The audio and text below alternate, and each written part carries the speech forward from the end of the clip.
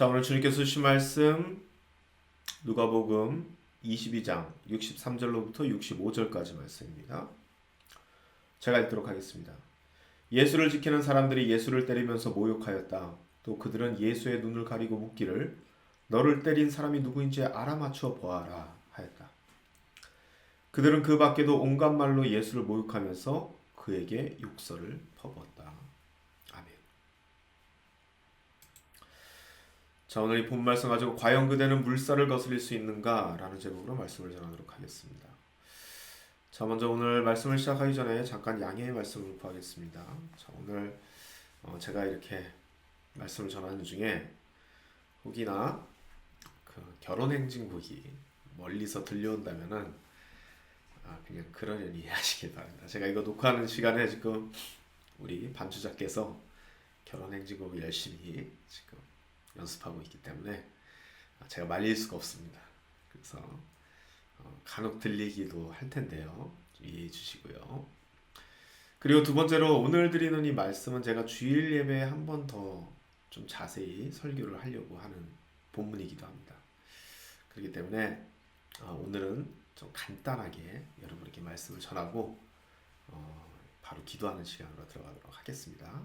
자, 그럼 시작하겠습니다. 여러분, 밀그램 실험이라고 하는 아주 유명한 실험이 하나 있죠. 아시는 분들은 많이 아실 겁니다. 이 1961년 예일대의 심리학 교수였던 이 스탠리 밀그램이라는 분이 실시한 실험인데요. 이 보장된 환경 안에서 전혀 모르는 사람에게 이 얼마까지 전기 충격을 가할 수 있을까 하는 그러한 실험인데요. 이 권위에 복종하는 사람들의 심리를 알아보기 위한 실험이라고 하여서 이 밀그램의 복종 실험이라고 불리우는 실험입니다.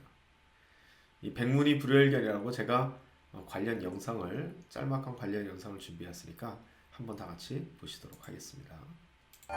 나치가 저지른 유태인 학살을 목격한 심리학자 스탠리 밀그램. 그는 심리학 역사상 가장 비인간적인 인간성 실험을 합니다.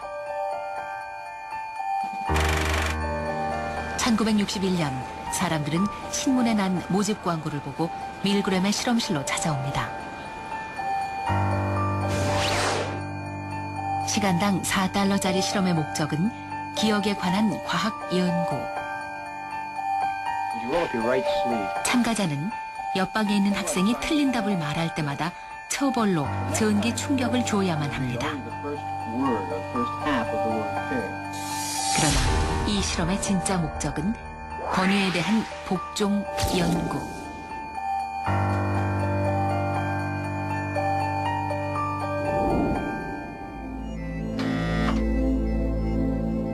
방 안에는 15볼트에서 450볼트까지 30단계의 버튼이 놓여 있고 마지막 450볼트에 써 있는 불길한 XXX. 물론 이 전기 충격 장치는 가짜고 칸막이 넘어 전기 의자에 묶여있는 학생 역시 연기를 하는 배우일 뿐입니다. 실험이 시작됩니다. Wrong. 165 volts. Time. 안타깝게도 학생은 자꾸만 답을 틀립니다. Wrong. 195 volts. Dance. Let me out of here. Let me out of here. Continue, Why please. bother me? Let me out of here. You have no right. 비명소리가 점점 커지자 불길한 예감이 듭니다. 그러더니 자리에서 일어나 연구자에게 더 이상은 못하겠다고 말합니다. 하지만 Not once we've started. Please continue, teacher.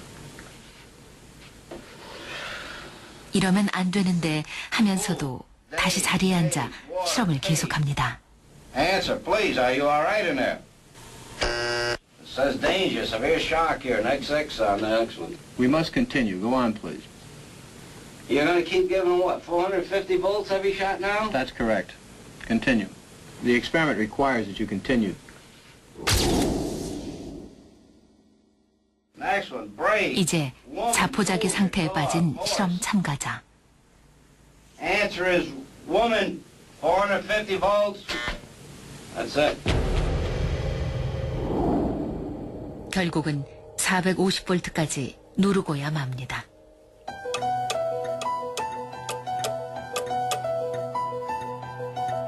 이 실험을 하기 전 밀그램은 40명의 심리학자와 정신과 의사에게 다음과 같이 질문했습니다.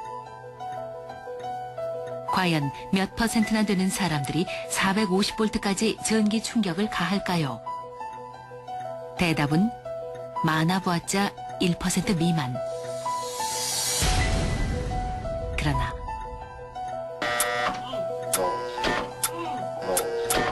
Volts. 450볼트까지 누른 사람은 65%였습니다. How people learn. 이 실험실에 들어가 보지 않고는 누가 450볼트까지 누를지 절대 알 수 없습니다. That's what I can't do. You don't know what you would or would not do unless you were in that situation, unless you were in the same situation that I was. The situations have more power than we imagine. 자, 무시무시한 실험이죠. 자, 여러분 이 영상을 쭉 보시면 다 이해하셨으리라 생각하고요. 자, 이 영상 중반에 나온 한 실험자를 봐도 여러분 알 수 있듯이 이분은 그 실험 자체에 문제가 있다라고 생각하죠. 그럼에도 불구하고 권위가 있는 사람이 괜찮다고 하니까 계속 하라고 하니까 컴플레인을 하면서도 결국 450볼트까지 결국 올려버립니다. 문제가 있다고 생각하고 있는데도 말이죠. 실험 결과는 결국은 65%의 실험자가 마지막 그 순간까지 간다는 겁니다. 실험 전에 전문가들은 1%가 채 안 된다고 생각했었는데 65%가 마지막까지 간다는 것이죠. 아무리 이상한 상황이라도 그것을 할 수 있는 설득력 있는 환경이 만들어진다면 아무리 이성적인 사람이라도 윤리적이고 도덕적인 규칙을 무시해버리고 명령에 따라서 잔혹한 행위를 할 수 있다는 겁니다. 65%나 되는 사람들이 말이죠. 자, 이 상황은 아주 비상식적이고 폭력적인 아주 문제가 있는 상황입니다. 그런데도 65%나 되는 사람이 결국은 그 상황에 순응했습니다. 자, 그렇다면 한번 생각해보죠. 그 상황이 아주 이상한 상황이 아니라 아주 상식적이고 다수의 사람들도 그렇게 하고 있는 상황이라면은 과연 몇 퍼센트의 사람들이 그렇게 행동할까요? 당연히 65%보다 많겠죠. 제가 단언하건대 90% 이상, 아니 95%, 99% 이상의 사람들이 당연한 상황에서는 전혀 의심하지 않고 그렇게 행동할 겁니다. 자, 어제 우리는 아주 어리석어 보였다는 그 베드로를 정말 훌륭한 사람이라고 제가 말씀드렸습니다.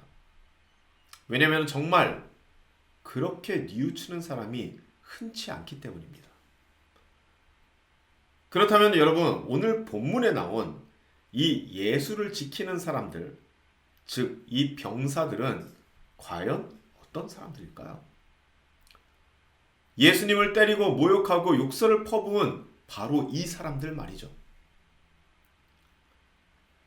베드로가 흔치 않은 그런 훌륭한 사람이라면은 여러분, 이 사람들은요 그냥 아주 평범한 사람들일 뿐입니다.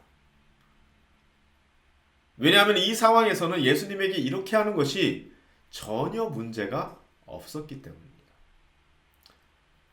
아무리 잔혹하고 윤리적이고 도덕적이지 못한 그런 행동일지라도 이렇게 하는 것이 문제가 되지 않는 상황이었다는 겁니다. 그런 상황 안에서는요, 사람들은 어떠한 죄책감도 없이 그렇게 할 수 있다는 겁니다.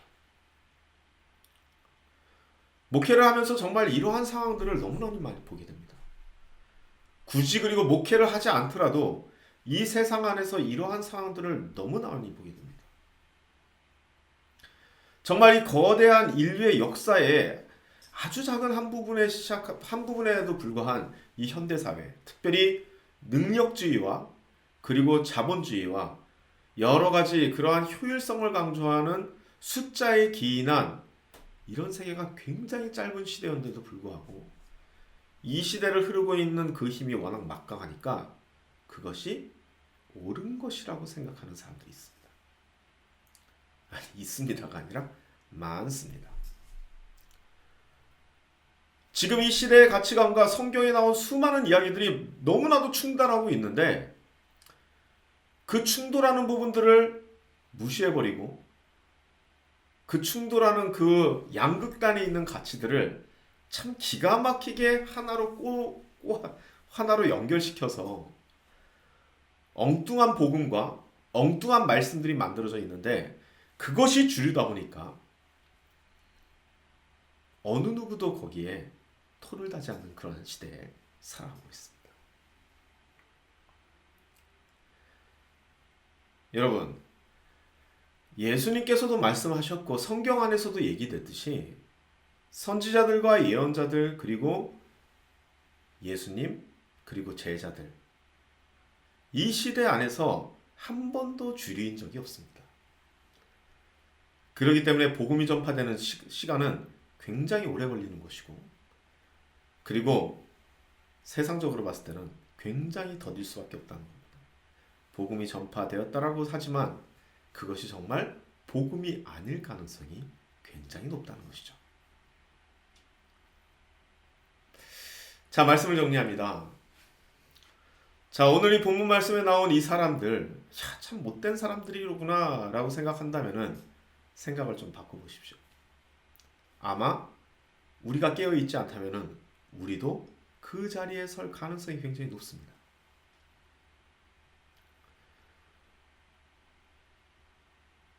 성경을 성경답게 만들지 못하고 성경을 마치 불교의 경전이나 다른 종교의 경전처럼 만들어버려서 성스럽게 만들어버린 그러한 어떠한 모종의 세력들로 인해서 하나님의 인격을 기록하고 하나님의 신격을 기록한 이 성경의 메시지가 너무나도 많이 오염이 되어 있습니다.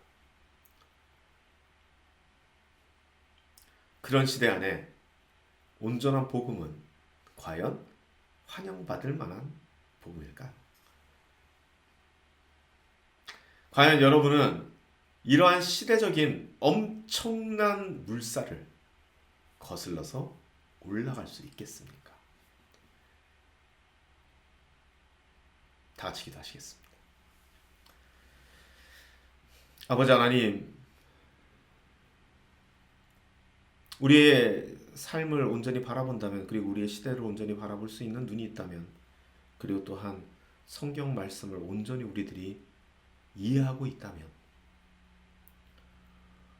지금 이 시대는 예수님께서 고난받았던 그 시대와 전혀 다를 바가 없는 시대라는 것을 알 수 있습니다. 항상 다수가 지배하던 이 사회 그리고 이 시대적 흐름들 인간들이 존재한 곳에는 항상 그러한 일들이 있었고 그 다수가 주는 안락감으로 인해서 언제나 비평받지 않고 그렇게 달려왔던 교회들의 모습들이 있습니다.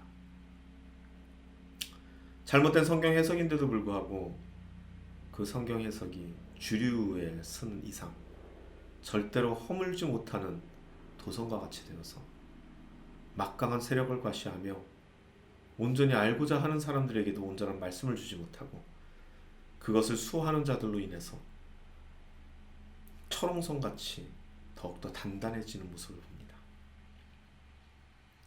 이런 상황 안에 주님께서 우리에게 주실 말씀이 있을 줄 믿습니다. 주님께서는 먼지 투성이의 구유 위에 태어나셨고 그렇게 사람들의 시야가 닿지 않는 곳에서 그 놀라운 구원의 역사를 써내려가셨습니다. 그것을 기억하면서 아버지 하나님의 사랑에 의존할 수 있는 우리들이 되게 하소서. 예수님의 이름으로 기도드립니다. 아멘. 다 같이 기도하십니다.